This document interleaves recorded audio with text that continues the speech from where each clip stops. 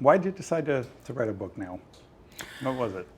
Well, I think for me, when you're up there on stage and you feel that connection with an audience, it's really addictive. Yeah. Right? So when you feel that, you keep plowing, or I did anyway. Yeah. I can't speak for everyone, but for me, I kept wanting to connect more and more and more. And that didn't leave much time for reflection. Right? I kept going, and I kept seeing my audience grow. And honestly, I wasn't at a spot early on to do it like this. Now was the time. We had the scope, but I didn't take the time, until now to do it. Yeah. Because I just was so, and I guess addicted is the right word. I was just so addicted to that feeling of connection when the audience spends maybe sometimes 6 months before they buy, from when they buy the ticket to when they come to the show. I mean, we go on sale in the fall for the next summer sometimes. So there's this anticipation that they have and this anticipation that we have about that moment. People ask me all the time, what's your favorite moment of the night? And it's that first moment when those two forces meet like that. It is unbelievable. Yeah, so that feeling is so addictive.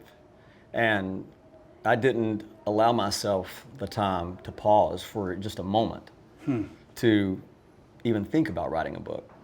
So but now it felt like it was the time, because I have had so many people around me for so long out there on the road. We were a very, very special, unique road family. Yeah. And it was a way Same to people for years, stop and pause. Oh, years. Yeah. And we've lived a lot of life together. We've had a lot of authentic life fun together. Yeah. And I wanted to take a moment before we move into the next phase, whatever that is, to pay tribute to them and the life we've lived out there on the road. It's been beautiful, gorgeous. Now that you've had time to reflect on it, did you learn anything while writing the book? Well, I can tell you, it was hard for me to reflect on all of it, regurgitate it. Yeah. And when I got the book in my hand the other day and I started flipping through it, it was very emotional, because there's pictures of my grandmother in there. Yeah. There's pictures of every stage of my journey up till now. And it forced me, this book forced me to pause. And it forced me to see how fortunate I've been, or I am. And I have so much gratitude for what's happened to me. It's unbelievable. I know that when Holly and I sat down and started to work on this book, and I started telling stories, it was very therapeutic. Yeah. It was It's like a therapy session. Yes, it was a lot like a therapy session. If you have trauma, they make you tell the story, and then you got to tell it again, and then you got to tell it again. And every time you tell it, you remember something different. Yeah. That was a lot like writing this book. Huh. That's interesting. You start off where you did, growing up in East Tennessee. Yeah. I didn't know the town was so small. It was like less than 1,000 Yeah, people. we were still is a small town. You know, and I love how I grew up. I love that we leaned on family, we leaned on church, we had school, sports, girls. That's all us guys had. Yeah. But there was it's where this dream started too. I didn't know it at the time, but it's where the dream started. It sounds like your mom, between her love of music and her love of the ocean and the water, was really probably your biggest influence, I guess. Yeah, my father gave me the love of sports, Yeah. and I'm very grateful for that. And I think I got a lot of discipline from my father. Yeah. The idea of that. Work ethic? Work ethic, yeah. But I got work ethic from my mother also. But my mom gave me, she comes to shows and she acts like she's never had a bad day in her life, which she has, but she chooses to have positive energy and give that to the world. Yeah. And when I'm on stage, and I'm going back and forth on stage, and I'm out there connecting with an audience, that's something that my mother gave me. You talk about that Thanksgiving concert, I think it was in Knoxville, where you saw Conway Twitty and Merle Haggard and George Jones, and that one really, really stuck with you as a kid. Yeah, there's a lot of music that stuck with me, but there's moments that I can talk about moments that really ignited a fire inside of me. as a child and set me on a path that I didn't even know I was supposed to go down. But it was that night. It was kind of for a promoter, it's kind of a genius thing to have a show on Thanksgiving night. Yeah. Because everything, all the football, all the eating's done, So we were in Knoxville Thanksgiving night and went to see George Jones, Conway Twitty, and Merle Haggard on the same show. Jeez. And it was as if all three of those guys were singing directly to me. Really? It was as if nobody existed. And it was me, my Aunt Sharon, their Uncle Ken, and my great uncle, and it was us. But it was as if, I swear to God, that they were singing directly to me. And I saw that and I went, this is what I want to do. This is right here. When I saw them and I saw Alabama in a field, about 10 miles from where I grew up. They landed in the helicopter. Landed in a helicopter, and just to show you how connected we all are. The more life I live, the more I see that we are all connected in ways that we don't understand. In that helicopter, I was maybe 9 years old. In that helicopter, we're all waiting on Alabama to show up. And I can see Randy Owen waving from the window and see all the guys get out. And I saw a white-haired gentleman get out with them.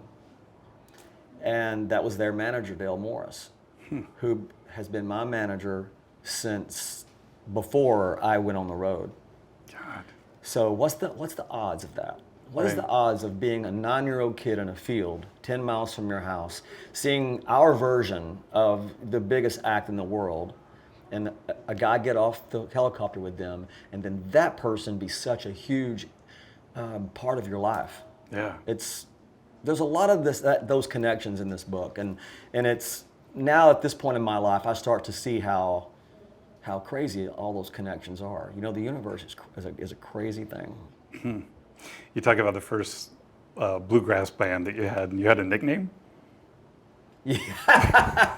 Yes. Now, when you're in a bluegrass band, it's pretty important that, especially when you're playing acoustic guitar, that you have really good timing. Well, I was just learning, right? I'm still learning.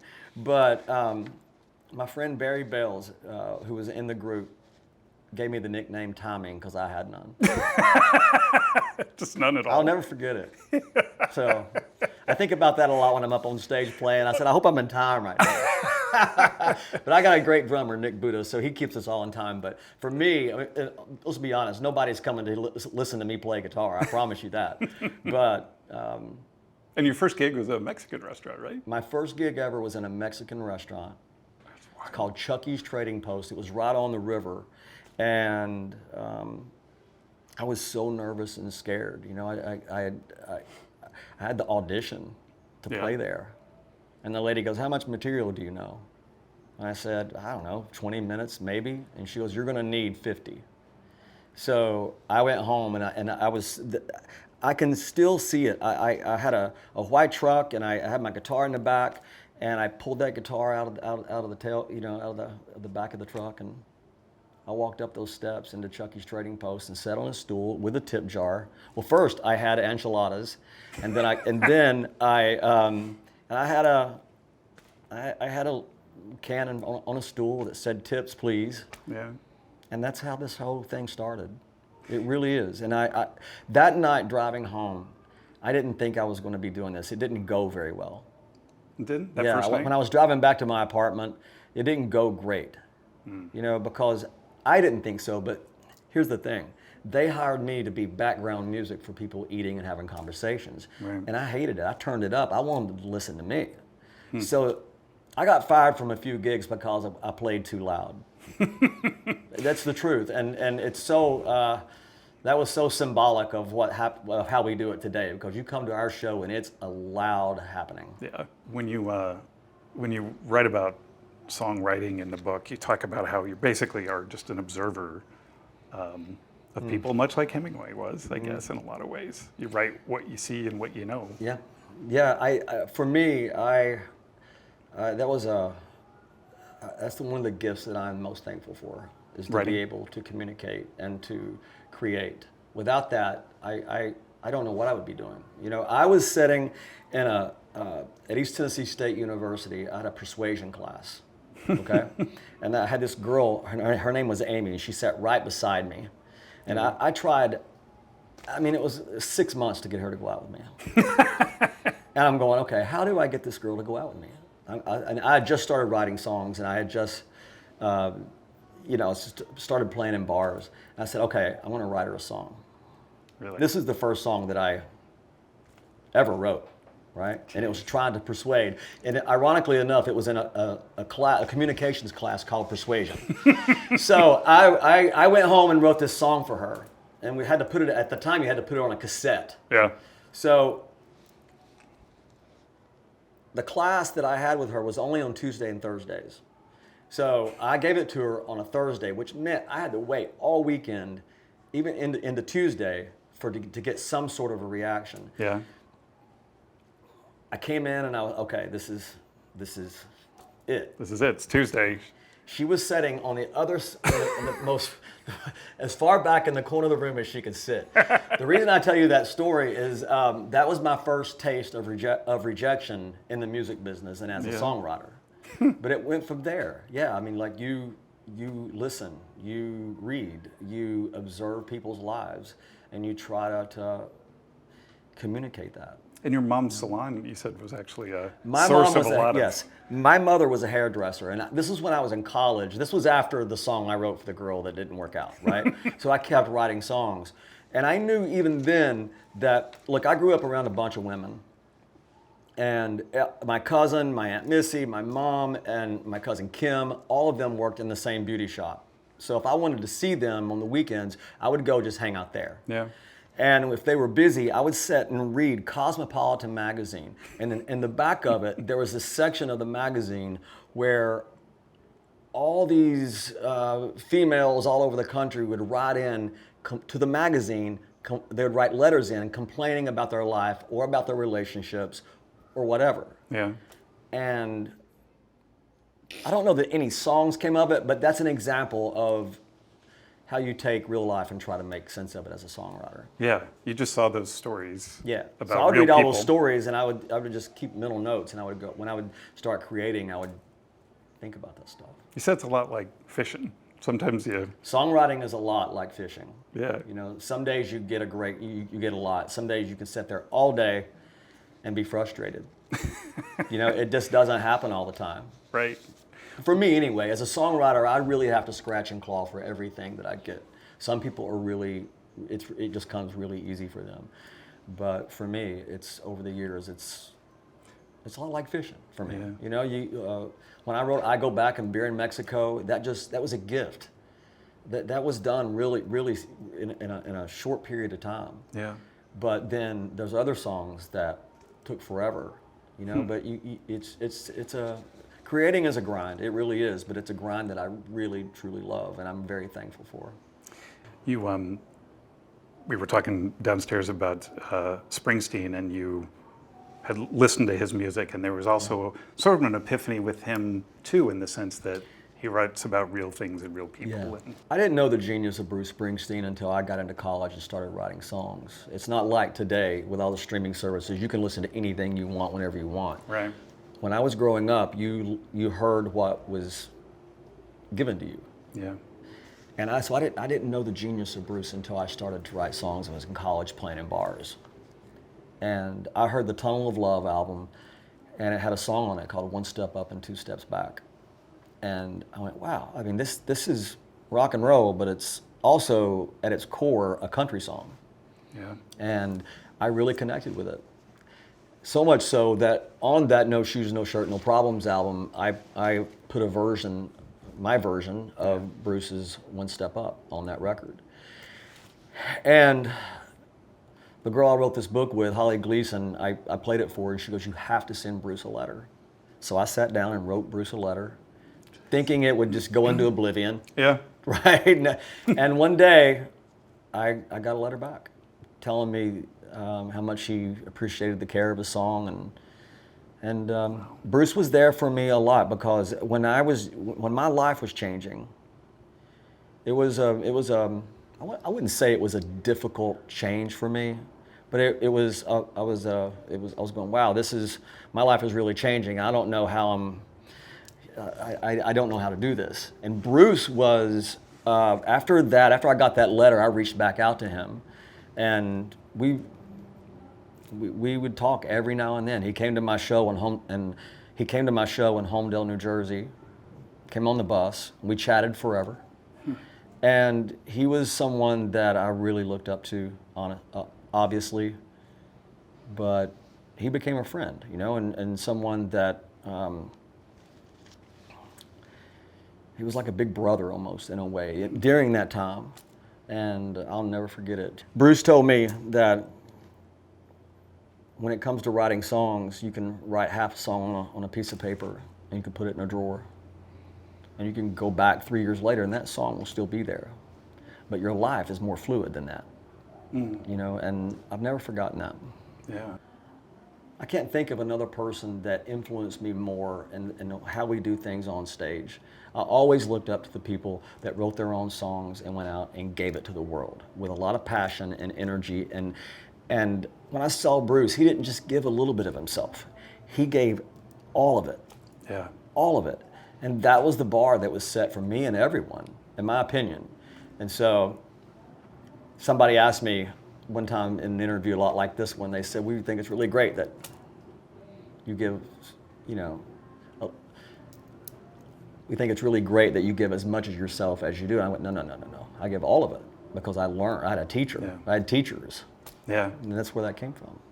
Do you think you feel more like yourself on stage when you're in that moment than you do off stage? It is a really odd thing. And I've thought about this a lot.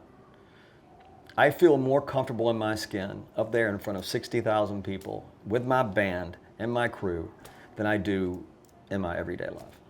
Why do you think that is? I don't know. I'm just happier there. When I'm up there on stage and I got my band around me and we're in the middle of all this synergy and connection, it's just nobody can mess with us. Yeah. You know what I mean? There's nobody, and it's beautiful. But yeah, I've caught myself recently thinking that I'm maybe a little happier up there in that moment because I just get to give so much love to the world. Part of you giving everything up there, like we talked a little bit about this in Vegas, was just the physicality that you go through for 2 hours, 3 hours, however long your concerts end up being. And that's become part of your life too, is working out, staying healthy, being in a good headspace, all that stuff. I have video footage of me at my grandmother's house as a child, this tall, listening to music. And you can watch that piece of video and then look at me on stage now at this point in my life, and it is the exact same movements. Is that right? I hold my feet the same way, my legs the same way, my body language is exactly the same. It's crazy. So I've always moved when I heard music. And when you have the band that I have, it's, when we go up there, it is like, it's on. And I can't help it. So I know, okay, when I get off the road at the end of August, September, whatever it is, I have a few months to play, to eat what I want, whatever. But I know that what it takes of me to be this person up there, and I have to train for it. People go, well, why don't you just take the time off and then just go do it? Because that's not how it works for me. Some people can, I can't. So I've set a bar for myself, I don't know that is sustainable at one day, but that's the way it is for me. When I start training to go be that other person, it's intense. But I know what it takes of me up there to give everyone first of all what they're used to and what I want to give them. It seems like reading the book, there's kind of an element of, I don't know, you talk a lot about dreaming, but and coincidence and, all these things kind of aligning to have, produced what has come of your life. Is there sort of a sense of destiny, you think? Did you think that you were built for this? I think so. There's a sense of that for sure. If you look at the pages of this book and you zoom in on all of it and read all the chapters, but if you zoom in and look at it from a fisheye lens, it's the whole thing is a big dream. I really feel that. Yeah. And I really feel like that I was supposed to meet, for whatever reason, I was supposed to meet my friends and heroes now in the music world. All the people that we talked about. Yeah. I was supposed to get advice from Bruce Springsteen. Why? I don't know. I was supposed to become friends with Sammy Hagar and Eddie Van Halen and share the stage with them. And Joe Walsh. I was going through one of the worst periods of my life. And Joe Walsh just appeared in my life. And he went out on the road with us. And he was on stage with us. And this is rock icon that we listened to in David Farmer's garage. Yeah. And all of a sudden, I mean, you know how many times I listened to Rocky Mountain Way in my life? A lot. A lot. And all of a sudden, there was this person that created that next to me, and I was going through a terrible time of my life. And I believe that people are pushed into our lives at certain times for different reasons. And when I read this book, when we were done with it, and I read through it again, there's a lot of those moments in this book. Yeah, And there is. Talk about a lot of people coming. And I believe it's all in the universe and all written down. And I think that we're all connected in ways that we don't see coming. But especially at this point in my life, you know, you see so many faces out there. Yeah. And you see all these people on stage and backstage. And we all come from different places. We all have different political beliefs, different religious beliefs. All of us grew up very differently. But we have this one thing in common that binds us all. We're all broken, and we all love music.